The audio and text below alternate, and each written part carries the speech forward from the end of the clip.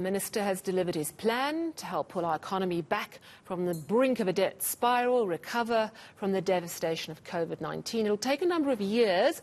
It depends on collecting tax, sticking to our targets, but he maintains this is not an austerity budget. But let's get the view of education rights group Equal Education, and we're joined now by their co-head of research, Hopolang Selebalo. Hopolang, thank you very much for joining us. Now, you were part of a protest outside Parliament ahead of the speech today with the hashtag Tito hands off our education. Did you get enough detail today to really know if he plans to keep his hands off education? I mean, the picture that was painted by the minister was not by any measure a rosy picture in terms of education funding, but it's certainly not as bleak as it was last year.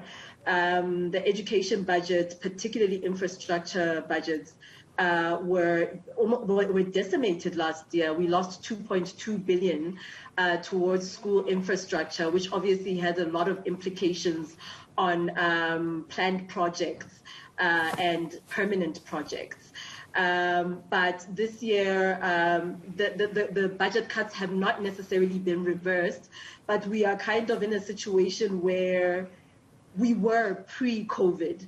So what was estimated in the February 2020 budget for the 2021-22 budget is what we got this year.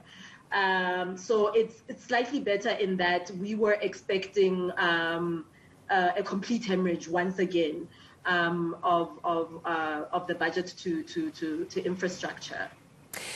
In a time of desperate uncertainty and competing priorities for spending and spiralling debt here in South Africa, do you think he had no choice really but to prioritise getting that COVID vaccine, bringing that over, rather than perhaps giving more to education?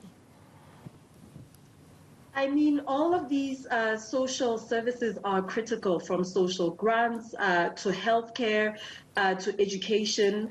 I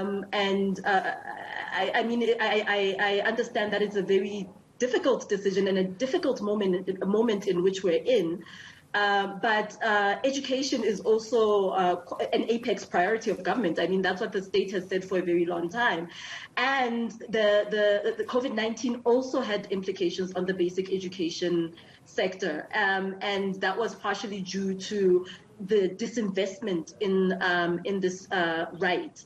I mean, we recently saw the matric results being released, and that the pass rate was lower than it had been in previous years, and that's because of the havoc that the pandemic had on the education sector last year, and that was also partially due to the lack of school infrastructure, which didn't allow learners to go back to school, and disadvantaged greatly learners who attend under-resourced schools. Hopolang, let me ask you this, Hopolang. In a press conference just after the minister's address, he spoke about the inefficiencies at municipal level. So despite the fact that you may get a sizable amount allocated to education, what happens on the ground in these municipalities with regards to infrastructure of schools it still hangs in the balance, doesn't it? Surely that's a very important way in which we utilize the funds.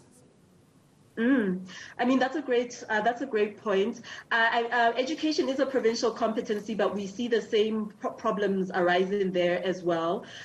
We have called on the Department of Basic Education through the School Infrastructure Backlogs Grant and the provincial education departments through the Education Infrastructure Grant, and service providers and contractors to use the money that they've been allocated efficiently and effectively. So you find that there is quite a bit of underspending, especially with a grant called the School Infrastructure Backlogs Grant, and then that often results in Treasury withholding money from the departments, and obviously that's a big factor, because at the end of the day, it's learners who suffer. If you aren't using your money, if you aren't building school projects or completing school projects, at the end of the day, learners and teachers are the ones that suffer. So we have said that we need to curb inefficient and ineffective spending, and we must see outcomes as well from the monies that are allocated to goods and services within the education sector. So much of what happens with education is reliant on social development. Are you happy with the contributions, the allocations on the side of social development and childhood development we've seen this afternoon? I'm sorry, I missed the last question. I'm saying is, are you happy with the contributions and allocations made to social development and childhood development? But that so closely ties hand in hand with what happens with education, doesn't it? Yes. These sectors, in fact, do interrelate with education very closely because they affect children and learners. We still need to analyze the budget properly to ensure that we are, in fact, satisfied with what's come out from social development and early childhood development as well. So it's too soon to tell from my side until we've done that analysis. All right, we'll leave it there. Co-ed of Research at Education Rights Group, Equal Education, Hopolang Selebalo. Thanks very much indeed.